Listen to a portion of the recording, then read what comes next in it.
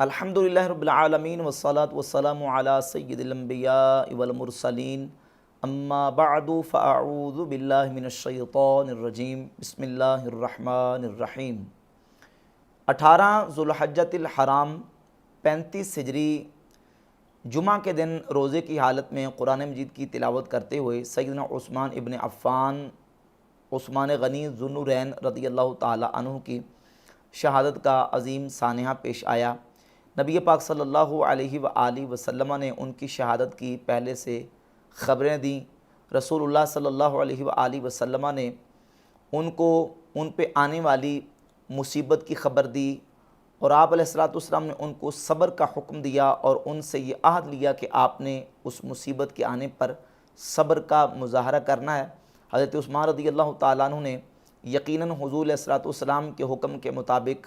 صبر کا مظاہرہ کیا، اور پھر عثمان غنی رضی اللہ تعالیٰ عنہ کے بارے میں آپ علیہ السلام نے باقاعدہ طور پہ صحیح حدیث میں آپ کے سامنے بیان کروں گا، یہ پیشگوئی فرمائی کہ عثمان اس موقع پر حق پر اور ہدایت پر ہوں گے، اور عثمان کو شہید کرنے والے وہ ظالم ہوں گے، حتیٰ کہ منافق کے کلمات بھی احادیث میں آئے ہیں۔ حضرت عثمان غنی رضی اللہ تعالیٰ عنہ کی شہادت کے پیچھے کن لوگوں کا ہاتھ تھا؟ صحابہ کرام علیہ مردوان کا دامن اس سے بری ہے، سیدنا مولا علی رضی اللہ تعالیٰ عنہ کا دامن بھی اس سے بری، سیدہ عائشہ الصدیقہ رضی اللہ تعالیٰ عنہ کا دامن بھی اس سے بری ہے، کیونکہ نبی پاک صلی اللہ علیہ وآلہ وسلم نے حضرت عثمان کے قاتلین کو ظالم بھی کہا، اور آپ علیہ السلام نے ان کو منافق بھی قرار دیا۔ بعض نواسب نے سیدنا علی رضی اللہ تعالیٰ عنہ کے اوپر تہمت لگانے کی کوشش کی، اور بعض روافض نے ام المومنین سیدتنا عائشہ الصدیقہ رضی اللہ تعالیٰ عنہ پہ تہمت لگانے کی ناپاک جسارت کی، جبکہ صحابہ اکرام علیہ مردوان کا دامن بالکل اس سے بری ہے۔ جہاں تک سیدنا عثمان غنی رضی اللہ تعالیٰ عنہ کی شہادت کی تاریخ کا تعلق ہے تو بہت اختصار کے ساتھ ایک دو باتیں میں آپ کے سامنے بیان کر دیتا ہوں۔ بحمد اللہ تعالیٰ میں نے دلائل کے ساتھ کتابوں کے ریفرنسز دے کے باقاعدہ ہم نے ان کی تصاویر دکھا کے کتابوں سے ثابت کیا ہے کہ راجح قول حضرت عثمان غنی رضی اللہ تعالیٰ عنہ کی شہادت کا وہ 18 ذوالحجۃ الحرام ہے۔ اس پر جمہور مورخین اہل سیر اور صحابہ کی سیرتوں کے اوپر جو کتابیں لکھنے والے ائمہ علماء ہیں انہوں نے راجح قول اسی کو قرار دیا ہے۔ امام خلیفہ بن خیاط امام بخاری کے استاذ نے اپنی کتاب تاریخ خلیفہ ابن خیاط کے صفحہ 132 پہ، ابن شبہ کی تاریخ المدینہ المنورہ جلد 2 صفحہ 162 پہ، اور طبقات الکبریٰ امام ابن سعد کی جلد 2 صفحہ 1943 پہ، التاریخ الصغیر امام بخاری کی صفحہ 34 پہ، مسند احمد ابن حنبل میں جلد 1 صفحہ 118 پہ، اور مجمع الزوائد میں جلد 7 صفحہ نمبر 471 پہ، معرفت الصحابہ ابو نعیم کی جلد 1 صفحہ 83 پہ، اور امام ابن حجر کی الاصابہ جلد 2 صفحہ 1239 پہ، اصول الغابہ جلد 3 صفحہ 221 پہ، سیر و اعلام النبلاء جلد 2 صفحہ 458 پہ، تذکرۃ الحفاظ امام ذہبی کی جلد 1 صفحہ 13 پہ، البدایہ و نہایہ جلد 7 صفحہ 212 پہ، اور تاریخ الطبری جلد نمبر 2 صفحہ نمبر 689 اور 690 پہ۔ انجینئر محمد علی مرزا جیلمی اور مرزا جیلمی کے بابا مولوی اسحاق فیصل آبادی نے ایڑی چوٹی کا زور لگایا اور اس کو ایک اہل سنت کی طرف سے غلط سازش قرار دینے کی کوشش کی، سازش اور ایک غلط رویہ قرار دینے کی کوشش کی ہے کہ اہل سنت غدیر خم کے سلسلہ میں عید غدیر کی مخالفت میں یہ تاریخ جو ہے اس کو ہائی لائٹ کرتے ہیں، جبکہ حضرت عثمان کا 18 ذوالحجۃ الحرام کو شہید ہونا ثابت نہیں ہے۔ اور اس سلسلہ میں مولوی اسحاق فیصل آبادی انہوں نے نہدی کی ایک روایت مسند احمد ابن حنبل سے بیان کی ہے کہ ابو عثمان النہدی کہتے ہیں کہ حضرت عثمان رضی اللہ تعالیٰ عنہ کو ایام تشریق کے وسط میں شہید کیا گیا، لہذا ثابت ہوا کہ حضرت عثمان کی شہادت 18 ذوالحجۃ الحرام کو نہیں ہے۔ اس کا جواب میں نے پہلے بھی دلائل کے ساتھ دیا ہے۔ جہاں تک اس قول کا تعلق ہے تو یہ یاد رکھے کہ ابو عثمان النہدی البصری ثم الکوفی ان کا حضرت عثمان رضی اللہ تعالیٰ عنہ کی شہادت کے موقع پر مدینہ المنورہ میں موجود ہونا ثابت نہیں ہے۔ جب ان کا مدینہ شریف میں ہونا ثابت ہی نہیں ہے تو اس کا مطلب یہ ہے کہ یہ عینی شاہدین میں سے نہیں ہے۔ اور دوسری بات یہ کہ ان کا یہ قول احادیث صحیحہ کے بھی بالکل برعکس ہے۔ صحیح احادیث میں موجود ہے کہ سیدنا عثمان غنی رضی اللہ تعالی عنہ کی جس وقت شہادت ہوئی اس وقت آپ نے روزہ رکھا ہوا تھا۔ مسند احمد بن حنبل میں 537 نمبر حدیث ہے، پہلی جلد کے اندر صفحہ 117 پہ، اور طبقات الکبریٰ کی جلد 2 صفحہ 41 اور 42 پہ، اور المستدرک الصحیحین میں جو قدیمی کتب خانہ کا نسخہ ہے اس میں 4611 نمبر حدیث ہے۔ مسند احمد ابن حنبل کی پہلی جلد صفحہ 526 ہے، پہلی جلد میں حدیث نمبر 526 ہے جو مکتبہ رشیدیہ سے شائع ہوا ہے۔ احمد شاکر نے اس کی سند کو صحیح قرار دیا ہے، اور مجموع الزوائد میں 4563 نمبر، اور مصنف ابن ابی شیبہ میں 31151 نمبر، اور دلائل النبوہ میں امام بیہقی جلد 7 صفحہ 35 پہ، اور بہت ساری کتابوں کے اندر یہ روایت موجود ہے کہ حضرت عثمان غنی رضی اللہ تعالیٰ عنہ کی جس وقت شہادت ہوئی اس وقت آپ روزے کی حالت میں تھے۔ نبی پاک صلی اللہ علیہ وآلہ وسلم نے باقاعدہ ان کو خواب میں اپنی زیارت عطا فرمائی، اور آپ علیہ السلام نے ان کو کہا کہ عثمان آج روزہ آپ نے ہمارے ساتھ افطار کرنا ہے۔ روزے کی حالت میں تھے آپ۔ اب روزے کی حالت میں ہونا اس بات کی دلیل ہے کہ وہ ایام عید نہیں تھے، کیونکہ عید کے ایام میں روزہ رکھنا شرع شریف میں ممنوع ہے۔ صحیح بخاری کے اندر 1991، 1992، 1995، 1997، اور سنن ابی داؤد میں 2419، 2418، اور جامع ترمذی میں 772 نمبر حدیث ہے کہ رسول اللہ صلی اللہ علیہ وآلہ وسلم نے عید کے ایام میں روزہ رکھنے سے منع فرمایا۔ چونکہ عید کے دنوں میں روزہ رکھنا منع ہے، حضرت عثمان غنی رضی اللہ تعالی عنہ روزے کی حالت میں تھے۔ اب ابو عثمان النہدی کا یہ قول کہ حضرت عثمان کو ایام تشریق کے وسط میں شہید کیا گیا، یہ قول ان صحیح احادیث کے معارض اور مخالف ہے۔ سیدنا عثمان غنی رضی اللہ تعالیٰ عنہ سنت کے متبع تھے، شریعت کو جاننے والے تھے، وہ ان ممنوعہ ایام میں روزہ نہیں رکھ سکتے۔ ان کا روزے کی حالت میں بوقت شہادت ہونا اس بات کی دلیل ہے کہ وہ ایام عید نہیں تھے۔ ثابت ہوا کہ ابو عثمان النہدی والا یہ قول یہ احادیث صحیحہ کے معارض ہونے کی وجہ سے قابل اعتبار نہیں ہے۔ اور ایک اور قرینہ یہ ہے کہ جس وقت سیدنا عثمان رضی اللہ تعالیٰ عنہ کی شہادت ہوئی اس کے بعد سیدنا مولا علی رضی اللہ تعالیٰ عنہ نے پہلا جمعۃ المبارک خلیفہ ہونے کی حیثیت سے 25 ذوالحجۃ الحرام کو آپ نے اس کا خطبہ ارشاد فرمایا۔ شیعہ کی کتابوں کے اندر بھی موجود ہے۔ اہل تشیع کی کتاب بہار الانوار ملا باقر مجلسی کی جلد نمبر 58 صفحہ نمبر 370 پہ یہ بات موجود ہے کہ سیدنا علی رضی اللہ تعالیٰ عنہ نے پہلا خطبہ خلافت کے عہد پہ متمکن ہونے کے بعد جمعہ کا خطبہ 25 ذوالحجۃ الحرام کو آپ نے پڑھایا۔ اب جمعہ 25 ذوالحجہ کو حضرت علی کا پہلا بن رہا ہے، اور اس سے پچھلا جمعہ جو ہے وہ 18 ذوالحجۃ الحرام ہی کو بنتا ہے، اور اسی جمعہ کے دن روزے کی حالت میں حضرت عثمان رضی اللہ تعالیٰ عنہ کی شہادت ہوئی، اور وہ دن تاریخ کے اعتبار سے 18 ذوالحجۃ الحرام کا دن بنتا ہے۔ اب حضرت عثمان رضی اللہ تعالیٰ عنہ کی شہادت کے حوالے سے جس طرح میں نے آپ کے سامنے بیان کیا کہ صحابہ کرام علیہم رضوان کا دامن بالکل اس سے پاک ہے، رہ گیا مرزا جرمی کا یہ دعویٰ کہ سیدنا عثمان رضی اللہ تعالیٰ عنہ کو شہید کیا گیا تو حضرت عثمان رضی اللہ تعالیٰ عنہ کی جو شہادت ہے آپ کے گناہوں کا کفارہ بنی ہے، الیاذ باللہ تعالیٰ۔ اور یہ بات اس بات کا مرزا جرمی نے تاثر اپنے 5B جو ریسرچ پیپر لکھا ہے واقعہ کربلا کا حقیقی پس منظر، اس میں حدیث نمبر 16 کے تحت آخر میں جا کے ایک روایت نقل کر کے مرزا جرمی نے یہ تاثر دینے کی کوشش کی ہے، اور اپنے بعض بیانات میں بھی یہ تاثر دینے کی کوشش کی ہے کہ سیدنا عثمان غنی رضی اللہ تعالیٰ عنہ کی شہادت آپ کی غلطیوں اور آپ کے گناہوں کا کفارہ بنی ہے، الیاذ باللہ تعالیٰ۔ جبکہ نبی پاک صلی اللہ علیہ وآلہ وسلم کی صحیح صریح واضح احادیث موجود ہے کہ آپ صلی اللہ علیہ وآلہ وسلم نے حضرت عثمان غنی رضی اللہ تعالیٰ عنہ کو شہادت کی بشارت بھی عطا فرمائی، جنت کی بشارت بھی عطا فرمائی، اور نبی پاک علیہ السلام نے یہ بھی پیش گوئی فرمائی کہ عثمان اس موقع پر جب عثمان کے مقابلے میں لوگ کھڑے ہوں گے تو اس موقع پر عثمان حق پر اور ہدایت پر ہوں گے۔ صحیح بخاری کے اندر حدیث موجود ہے، سیدنا انس بن مالک رضی اللہ تعالیٰ عنہ اس حدیث کے راوی ہیں،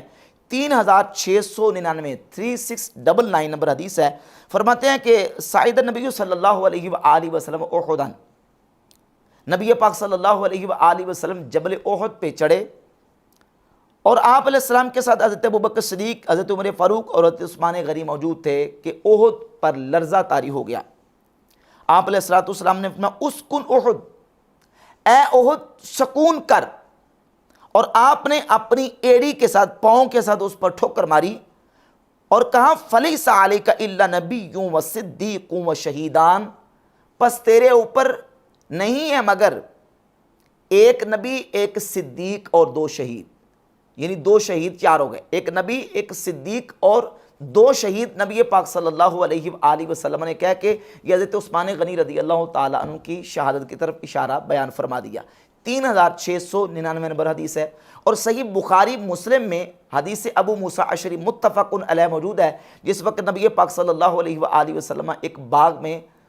کنویں کی منڈیر پر اپنے مبارک پاؤں اندر لٹکا کے بیٹھے ہوئے تھے، حضرت ابوبکر صدیق نے اجازت طلب کی، حضور نے ان کو جنت کی خوشخبری دینے کا حکم دیا، پھر حضرت عمر آئے، پھر حضرت عثمان غنی رضی اللہ تعالیٰ عنہ جب آئے تو حضرت ابو موسیٰ اشعری کو حضور نے فرمایا کہ آنے والے کو جنت کی خوشخبری دے دو، بشرہ بالجنہ علی بلوی تصیبہ، آنے والے کو جنت کی خوشخبری سنا دو اس مصیبت پر جو اس کو پہنچنے والی ہے۔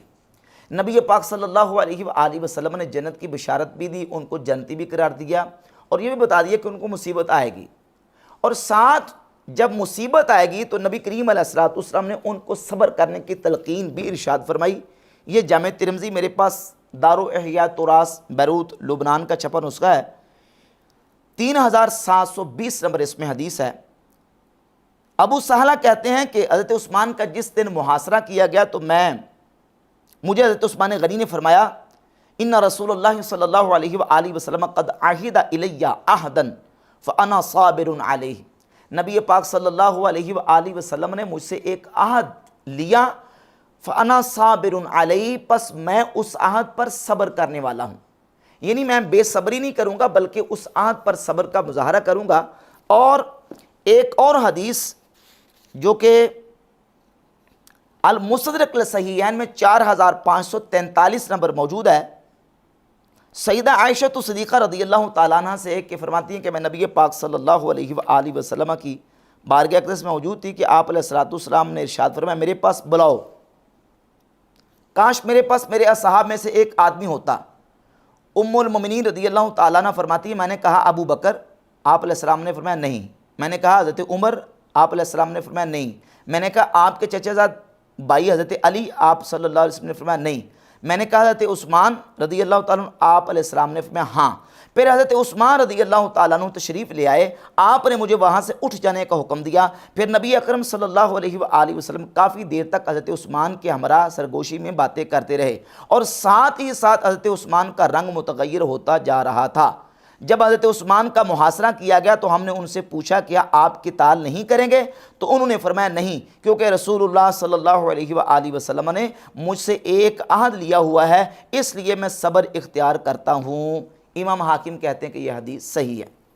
تو سیدنا عثمان غنی رضی اللہ تعالیٰ عنہ سے نبی پاک علیہ الصلوۃ والسلام نے جو عہد لیا وہ اس عہد پر قائم رہے اور صبر کا مظاہرہ کیا، اور اس صبر پر اللہ رب العزت نے ان کو اجر بھی عطا فرمایا، اور ان کی جو شہادت تھی وہ مظلومانہ شہادت تھی، اور اس کی خبر بھی رسول اللہ صلی اللہ علیہ وآلہ وسلم نے پہلے سے بیان فرمائی۔ ابھی میں آپ کے سامنے ایک اور حدیث بیان کروں گا جو کہ جامع ترمذی کے اندر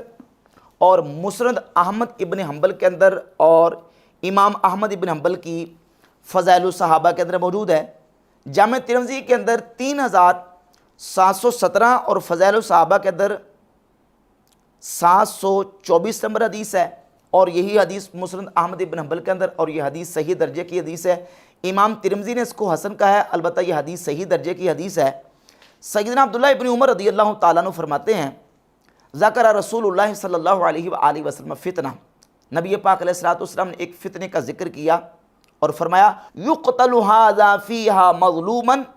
لعثمان بن عفان رضی اللہ عنہ، نبی پاک علیہ الصلوۃ والسلام نے حضرت عثمان بن عفان کے بارے میں ارشاد فرمایا کہ اس کو ظلماً قتل کیا جائے گا۔ عبداللہ بن عمر اس حدیث کے راوی ہیں۔ رسول اللہ صلی اللہ علیہ وآلہ وسلم نے یہ ارشاد فرما کے یہ واضح کر دیا کہ حضرت عثمان رضی اللہ تعالیٰ عنہ اپنے گناہوں کا کفارہ دیتے ہوئے قتل نہیں کیے جائیں گے، بلکہ ان کو قتل کرنے والے لوگ ظالم ہوں گے اور ان کو ظلماً شہید کیا جائے گا۔ اور اس کے علاوہ ام المؤمنین سیدتنا عائشہ صدیقہ رضی اللہ تعالیٰ عنہ سے سند صحیح کے ساتھ حدیث مروی ہے، وہ رسول اللہ صلی اللہ علیہ وآلہ وسلم کا بیان روایت کرتی ہیں نبی پاک علیہ الصلوۃ والسلام نے ارشاد فرمایا، اے عثمان، یا عثمان ان اللہ مقمصک قمیصا، اے عثمان اللہ تمہیں خلافت کی قمیص پہنائے گا، فإن أرادك المنافقون، اگر منافق ارادہ کریں کہ وہ تمہاری خلافت کی قمیص اتاریں تو تم نے ان کو خلافت کی قمیص اتارنے نہیں دینی۔ کون ارادہ کریں گے؟ منافق ارادہ کریں گے کہ تمہاری خلافت کی قمیص اتارنا چاہیں لیکن تم نے ان کو خلافت کی قمیص نہیں اتارنے دینی۔ یہ حدیث صحیح سند کے ساتھ مسند احمد ابن حنبل، یہ جو میرے پاس نسخہ ہے دارالاحیاء تراث بیروت لبنان سے جو 9 جلدوں والا ہے، اس کی جلد نمبر 7 صفحہ نمبر 111 پہ حدیث نمبر 23,945، اور جامع ترمذی یہ بھی دارالاحیاء تراث بیروت لبنان سے ہے 3,714 نمبر حدیث، اور ابن ماجہ میں 112 نمبر، امام ابن ابی عاصم کی کتاب السنہ میں 1179، اور یہی حدیث المستدرک لصحیحین میں، اور امام احمد بن حنبل کی فضائل الصحابہ میں 730 نمبر صحیح سند کے ساتھ یہ حدیث موجود ہے، جس میں نبی پاک صلی اللہ علیہ وآلہ وسلم حضرت عثمان کے قاتلین کو منافق قرار دے رہے ہیں۔ حضرت عثمان کی خلافت کی قمیص اتارنے والوں کو حضور منافق قرار دے رہے ہیں۔ جامع ترمذی سے حدیث ابی گزری عبداللہ بن عمر سے مروی کہ نبی پاک علیہ الصلوۃ والسلام نے واضح فرمایا کہ عثمان رضی اللہ تعالیٰ عنہ کو ظلماً شہید کیا جائے گا۔ رسول اللہ صلی اللہ علیہ وآلہ وسلم کی یہ فرمودات واضح کرتے ہیں کہ حضرت عثمان اس دن حق اور ہدایت پر ہوں گے، اور ان کے مقابلے میں ان کی خلافت کی قمیص اتارنے والے اور ان کو قتل کرنے والوں کو حضور نے منافق بھی کہا اور حضور نے ان کو ظالم بھی قرار دیا۔ اس کے علاوہ صحیح سند کے ساتھ ایک اور حدیث حضرت عثمان کے بارے میں نبی پاک علیہ الصلوۃ والسلام کی پیشگوئی کے طور پر حدیث کی کتابوں کے اندر درجن سے زائد مقامات پر یہ حدیث موجود ہے۔ مسند احمد ابن حنبل میں جلد 5 صفحہ 281 پہ 17,601، 17,602 اور 19,839 نمبر، اور اس کے علاوہ 19,840 نمبر امام ابن ابی عاصم کی کتاب السنہ میں 1,294 نمبر اور 1,293 نمبر،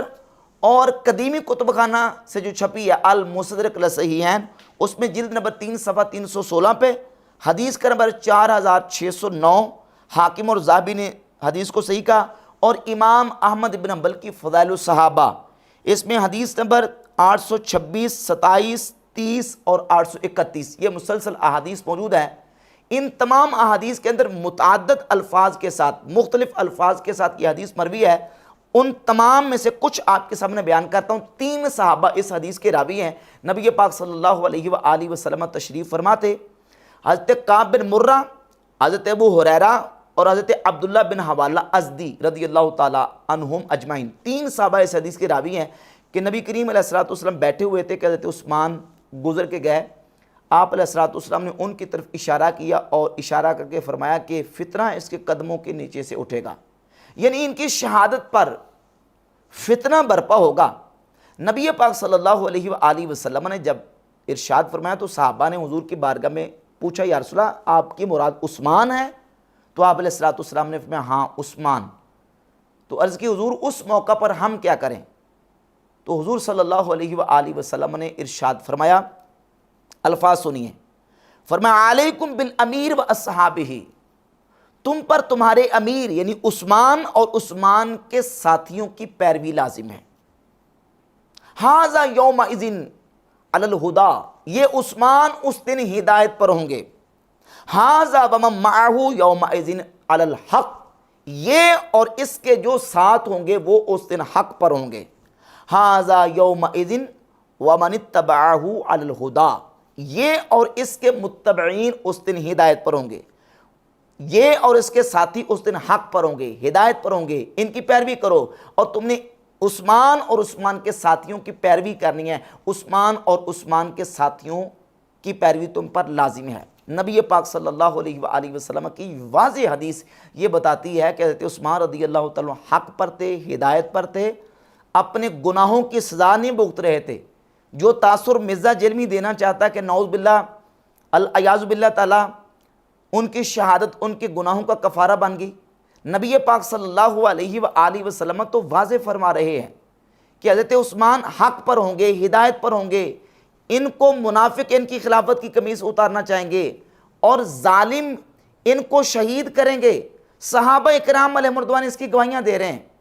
نبی پاک علیہ الصلوۃ والسلام کی ازواج طیبات اس پر گواہیاں دے رہی ہیں کہ حضرت عثمان کو ظلماً شہید کیا گیا۔ ایک حدیث میں آپ کے سامنے رکھتا ہوں المعجم الکبیر لطبرانی سے۔ امام طبرانی اپنی المعجم الکبیر کی جلد نمبر 1 صفحہ نمبر 51 جو دارالکتب علمیہ بیروت لبنان سے چھپی اس کا حوالہ میں بیان کر رہا ہوں، حدیث نمبر 131 ہے۔ اور اس کے علاوہ امام بخاری اپنی یہ التاریخ الصغیر میں صفحہ نمبر 52 پہ اس روایت کو لے کے اور بھی کئی مقامات پہ یہ روایت موجود ہے کہ سیدہ عائشہ صدیقہ ام المومنین رضی اللہ تعالی عنہ کے پاس کچھ لوگ آئے۔ طلق بن خشاف یا طلیق بن خشاف دونوں طرح نام آتا ہے، اپنے ساتھیوں سمیت سیدہ عائشہ رضی اللہ تعالی عنہ کے پاس یہ پوچھنے کے لیے ہے کہ حضرت عثمان رضی اللہ تعالیٰ عنہ کو کیوں شہید کیا گیا؟ تو سیدہ عائشہ رضی اللہ تعالی عنہ نے جواب دیا قتل واللہ مظلوما لعن اللہ قتلتہ، اللہ کی قسم حضرت عثمان کو ظلماً شہید کیا گیا ہے اور اللہ عثمان کے قاتلوں پر لعنت فرمائے۔ یہ سیدہ عائشہ رضی اللہ تعالیٰ عنہ کا بیان ہے، اور اس کے ساتھ ایک اور بیان بھی اما عائشہ صدیقہ رضی اللہ تعالیٰ عنہ کا فضائل الصحابہ میں امام احمد ابن حنبل لے کے آئے۔ 733 نمبر حدیث ہے۔ محمد ابن حنفیہ کہتے ہیں کہ